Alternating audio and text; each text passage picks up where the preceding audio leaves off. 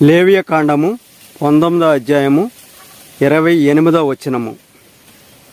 చచ్చిన వారి కొరకు మీ దేహమును సీరుకొనకూడదు, పచ్చబొట్లు మీ దేహమునకు పొడుచుకొనకూడదు. నేను మీ దేవుడినైన యెహోవాను. యెహోవా దేవుడు సెలవిస్తున్న మాట, చనిపోయిన వారి కొరకు మీ యొక్క శరీరమును చీల్చుకొనకూడదు. మీ యొక్క శరీరంపై పచ్చబొట్లు టాటూలు పొడుచుకొనకూడదు.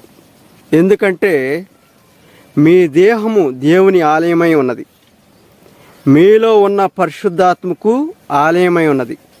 మీరు మీ సొత్తు కాదు, విలువ బట్టి కొనబడిన వారు. కాబట్టి మీ దేహముతో దేవుణ్ణి మహింపరచుడి. అందునిమిత్తము మీ దేహములను మీ శరీరములను ఉపయోగించాలి, కానీ శరీరము చీల్చుకోవడం కానీ పచ్చబొట్లు పొడుచుకొనకూడదు.